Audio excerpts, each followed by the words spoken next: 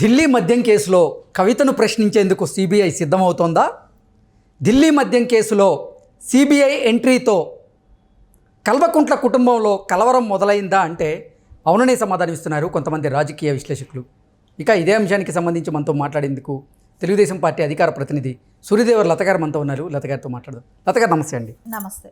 కవిత గారు, ఢిల్లీ మద్యం కేసులో కవితను ప్రశ్నించేందుకు సిబిఐ సన్నద్ధమైందని, ఇక సిబిఐ సన్నద్ధం అవడంతో కల్వకుంట్ల కుటుంబంలో కలవరం మొదలైంది అంటూ కూడా ఒక వార్త ఇప్పుడు సోషల్ మీడియా వేదికగా చక్కర్లు కొడుతూ ఉంది. ఏంటి కవిత కేసు ఏమయ్యే అవకాశం ఉందంటే ఏం చెప్తారు? ఏది ఏమైనా కూడా కవిత గారి కేసు అనేది రోజు రోజుకి అది దానికి అంతులేని కథలాగా సీరియల్ లాగా సాగిపోతూనే ఉంది. ఎందుకంటే మనం చూస్తున్నాం కదా, ఆవిడ అరెస్ట్ చేసిన దగ్గర నుంచి కూడా నాటకీయంగా జరుగుతూనే ఉంది, ఎపిసోడ్ రకంగా ఉంది. అలా జరగటమే కానివ్వండి, మళ్ళీ కేజ్రీవాల్ గారు అరెస్ట్ అవ్వటమే కానివ్వండి, ఇప్పుడు సిబిఐ కూడా కస్టడీకి కావాలని అని మేము కోర్టులోనే జైలుకి వెళ్ళైనా విచారించుకుంటాం, అక్కడ విచారణ చేస్తామని చెప్పి రౌజ్ అవెన్యూ కోర్టులో వాళ్ళు పర్మిషన్ తీసుకోవటమే కానివ్వండి, వాళ్ళు వేసిన ఛార్జ్షీట్లు 25,000 పేజీల ఛార్జ్షీట్ వేయటం జరిగింది సిబిఐ. అదేలాగా ఈడీ కూడా 31,000 పేజీల ఛార్జ్షీట్ వేశారు. సో వీళ్ళకి అంటే ఎంతో అంత ఆధారాలు ఉన్నాయనేది దాని మూలాన మనకు అర్థమవుతుంది. లేకుండా ఉంటే వాళ్ళు ఎందుకంటే ఈడీ చేస్తున్నా కూడా మళ్ళీ సిబిఐ కస్టడీకి అడుగుతుందని అంటేనే అర్థమవుతుంది కదా. వాళ్ళ కోసం ఇప్పుడు కోర్టు పర్మిషన్ ఇవ్వటమే కానివ్వండి, అక్కడికి వెళ్ళి వాళ్ళు మళ్ళీ ఇన్వెస్టిగేషన్ స్టార్ట్ అవటమే కానివ్వండి, మళ్ళీ అక్కడ వాళ్ళకి 2 కానిస్టేబుల్ని పెట్టుకొని విచారించవచ్చని వాళ్ళకి పర్మిషన్ రావటం, దాంతోపాటు ఒక ల్యాప్టాప్, పేపర్ మెటీరియల్స్, వీటికన్నిటికీ కూడా వాళ్ళకి అనుమతి ఇవ్వటం కూడా జరిగింది. ఆవిడ ఎలాంటిది ఏం చెప్తుంది ఇప్పుడు? ఎందుకంటే ఆవిడ కొంతమంది ఆవిడ పిఏలు అందరూ అప్రూవల్గా మారిపోయారు కాబట్టి ఆవిడ ఎలాంటి సమాధానం ఇస్తుంది? వాళ్ళకి వీళ్ళకి పొంతన ఉంటుందా? ఈవిడిచ్చే రెస్పాన్స్ ఎట్లా ఉంటుంది? ఈడీకి సిబిఐకి మళ్ళీ డిఫరెన్స్ ఏమైనా ఉంటుందా అనేది కూడా వాళ్ళకి. ఇప్పటికే పలుమార్లు ఈడీ కవిత గారిని ఈ కేసులో విచారణ చేసింది. ఈ నేపథ్యంలో మళ్ళీ ఇప్పుడు సిబిఐ వారు విచారణ సిద్ధమయ్యారు. ఏంటి సిబిఐ వారి విచారణ ఏ రకంగా ఉండబోతుందంటే ఏం చెప్తారు? అంటే ఈడీ చేసిన ఇన్వెస్టిగేషన్కి ఆవిడ ఎలాంటి ఇది ఇచ్చిందో, ఇప్పుడు సిబిఐలో చేసేటప్పుడు ఆవిడ ఎలాంటి మార్పులు చేర్పులు చేస్తుంది అనేది కూడా ఉంటుంది. ఎందుకంటే ఆవిడకి తెలియదు కదా, ఆవిడ పిఏలు ఎలాంటి ఇన్ఫర్మేషన్ ఇచ్చారో అనేది ఆవిడకి తెలియదు కాబట్టి, సో ఆ పొంతన ఉంటుందా ఉండదా అనేది కూడా మనకు డౌట్ ఉంటుంది. కొన్ని ఫోన్స్ కూడా వాళ్ళు, ఎందుకంటే వాళ్ళ మేనల్లుడి దగ్గర ఫోన్స్ తీసుకోవటం కూడా మనం చూసాం కదా, అది కూడా దానిలో కూడా ఏం ఇన్ఫర్మేషన్ ఉందో ఇవి కరెక్ట్గా ఇస్తుందో ఇవ్వదో అనేది కూడా మనకు తెలియట్లేదు. కానీ మళ్ళీ కేజ్రీవాల్ గారి దగ్గర ఆయన్ని ఇన్వెస్టిగేషన్ ఇదేలాగా ప్రొసీజర్ ఆయన వరకు కూడా వెళ్తుంది. రేపు ఆయన కూడా జైల్లో విచారించడానికి పర్మిషన్స్ తెచ్చుకుంటారు. సో వీళ్ళకందరికీ కూడా పొంతన కుదురుతుందా కుదరదా అనేది కూడా ఇప్పుడు ఇక్కడ ఒక సమస్య లాగానే ఉంటుంది. ఎందుకంటే ఒకళ్ళు చెప్పింది ఒకళ్ళు చెప్పకపోయినా మళ్ళీ రీఇన్వెస్టిగేషన్ జరగడానికి అవకాశం ఉంది కాబట్టి ఇప్పుడు ఖచ్చితంగా వీళ్ళని ఎంక్వైరీ చేసే విధానం అక్కడ కానీ సరైన ఇది రాకపోతే మళ్ళీ కస్టడీకి కూడా అడిగే అవకాశం కూడా ఉండొచ్చేమో. ఎందుకంటే ఆడిచ్చిన టైం సరిపోక, సరౌండింగ్స్ వీళ్ళకి వాతావరణం సహకరించుక, ఉన్న ప్లేస్లో సహకరించుకో వీళ్ళు కస్టడీకి కూడా అడుగుతారేమో కూడా మనం చెప్పలేము.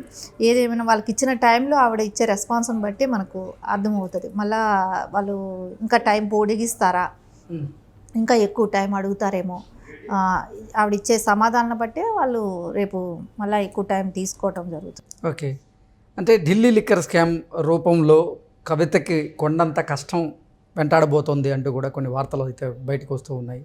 ఏంటి నిజంగా ఈ ఢిల్లీ లిక్కర్ స్కామ్ వల్ల కవిత గారి భవిష్యత్తు ఏం కాబోతుంది అంటే ఏం చెప్తారు? ఖచ్చితంగా మనకు అనిపిస్తుంది కదా, పాపం కోర్టులో ఇచ్చిన ఇవి కూడా ఎక్కడా వాళ్ళకి అమలు చేయట్లేదు.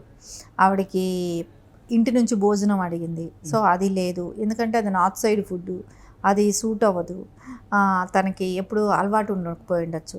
ఇంకోటి వేరే, అది బాగా పెద్ద జైలు అవటం మూలాన 18,000 మంది ఉంటారండి. అంతమంది ఉన్న జైల్లో ఈవిడికని సపరేట్గా వంట అనేది చేయలేరు కాబట్టి, సో వాళ్ళు అక్కడ ఏం పెడితే అదే తినాల్సి వస్తుంది. సో బయట నుంచి అలో చేయట్లేదు. ఆవిడ మంగళసూత్రం అడుగుతున్నారంట, సో బంగారు ఆభరణాలు అడుగుతున్నారంట, సో అది ఇచ్చే ఇది లేదు. సో బెడ్షీట్స్ లాంటివి ఇలాంటివి కూడా కొన్ని అడుగుతున్నారు, బుక్స్ అడుగుతున్నారు, ఇవన్నీ కూడా ఏవి ప్రొవైడ్ చేయట్లేదు. అంటే వాళ్ళకి అంటే కవితకి కోర్టు అయితే కొన్ని వెసులుబాట్లు కల్పించింది. కోర్టు వెసులుబాట్లు ఇచ్చింది, కానీ వీళ్ళు లోపల అలో చేయడానికి వీలు లేకుండా ఉంది. వీళ్ళు ఒప్పుకోవట్లేదు. ఎందుకంటే అక్కడ ఒక్కళ్ళు కాదు కదా, ఈవిడితో పాటు షేర్ చేసుకునే వాళ్ళు ఉంటారు. రూమ్ షేర్ చేసుకుంటే ఈవిడితో 2 ఉన్నారు కదా, మొత్తం 3 ఉంటున్నారు. ఈ ఆవిడకి ఒకవేళ ఏదైనా అంటే ఏమైనా వెసులుబాటు ఎలాంటిది వస్తే బెటర్ అనుకుంటుందేమో అనుకుంటే తెలంగాణను ఆంధ్ర పోలీస్ స్టేషన్ జైలుకి షిఫ్ట్ చేయండి అనే, అంటే పొద్దున అంటే కోర్టులో పర్మిషన్ ఇవ్వట్లేదు కదా, ఇప్పుడు ఇవ్వట్లేదు కాబట్టి ఖచ్చితంగా అలాంటి అవకాశం కూడా ఉంటుంది. ఎందుకంటే ఈ ఢిల్లీ లిక్కర్ స్కామ్ లో ఆరోపణలు ఎదుర్కొంటున్న వాళ్ళ గా ఉండటం, జైల్స్ కంజెస్టెడ్గా ఉండటమే కానివ్వండి, వీటికి అన్నిటి దృష్ట్యా నన్ను సౌత్ సైడ్ జైల్లో పెట్టండి, నాకు కొంచెం బాగుంటుంది వెసులుబాటు కోసం అని కూడా అడిగే అవకాశం కూడా నెక్స్ట్ అదే అడుగుతుంది అనిపిస్తుంది. ఎందుకంటే టైం ప్రొలాంగ్ అవుతుంది, ఎక్కడా కూడా తొందరగా బెయిల్ వచ్చే అవకాశం అయితే ఎక్కడా కూడా కనుచూపు మేర కనపడడం లేదు. ఎందుకంటే ఇంకా కేజ్రీవాల్ గారిది ఇప్పుడే జైలుకి వచ్చాడు, ఇంకా ఆయనతో కంప్లీట్ అవ్వాల్సింది ఉంది. ఎలక్షన్స్ ఉన్నాయి, ఎక్కడ ఒకవేళ వీళ్ళు గట్టిగా విరోచితంగా పోరాడదామని అన్నా కూడా బీఆర్ఎస్ వాళ్ళకి ఎక్కడ కూడా సింపతి కూడా క్రియేట్ అవ్వట్లేదు కాబట్టి, సో ఆవిడ ఇంకా జైల్లో ఉండే అవకాశమే మనకు కనపడుతుంది. ఢిల్లీ మద్యం కేసులో ఆరోపణలు ఎదుర్కొంటున్న వాళ్ళందరూ కూడా ఇప్పుడు తీహార్ జైల్లోనే ఉన్న నేపథ్యంలో ఆవిడ జైలు మార్చే అవకాశం ఉందా కవిత గారిని అంటే ఏం చెప్తారు మరి? ఎందుకంటే ఆవిడకి మెయిన్ ఫుడ్ సమస్య చెప్తుంది. అక్కడ వేరే జనాలు ఎక్కువ, అంటే అది దాని కెపాసిటీ 10,000 మంది కెపాసిటీ ఉన్నప్పుడు దానిలో 18,000 మంది ఉన్నారు అని అన్నప్పుడు ఎంత కంజెస్టెడ్గా ఉంటుందో. సో అందుకని నన్ను షిఫ్ట్ చేయండి అని అడిగే వెసులుబాటు ఉంటుందేమో, అంటే ఫుడ్ తన కోసం అనేది వండటం కుదరదు కాబట్టి, సో ఉన్న సౌత్ సైడ్ ఫుడ్ అయితే నాకు సూట్ అవుతుంది కదా, నన్ను అట్లా మార్చండి అనే అవకాశం కూడా ఉంటుంది. వెసులుబాటు వస్తే తనకు అదే ఫేవర్ అవుతుందేమో, ఎందుకంటే అక్కడున్న రెస్ట్రిక్షన్స్ సౌత్కి వచ్చేటప్పటికి కొంచెం తగ్గుతుంది కదా.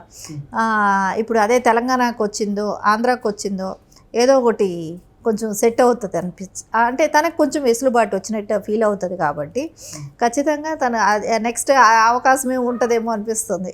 నెక్స్ట్ సౌత్ సైడే అడుగుదాం, మనం జైల్లో ఎలాగైనా ఉండాల్సి వచ్చినప్పుడు ఆ వెసులుబాటు ఉంటే బాగుంటుందేమో అని కూడా అనిపిస్తుంది. ఈడీ అధికారి భానుప్రియ మీద కవితకు అసలు బెయిల్ రానిచ్చేలా లేదు అంటూ కూడా కొన్ని వార్తలు వస్తున్నటువంటి నేపథ్యంలో ఒకవేళ బెయిల్ రాకపోతే కవిత గారి పరిస్థితి ఏంటంటే ఏం చెప్తారు? బెయిల్ వచ్చే పరిస్థితి అయితే కనపడమే లేదు, ఎందుకంటే ఇంకా సిబిఐ విచారణ కంప్లీట్ ఇప్పుడే స్టార్ట్ చేసింది.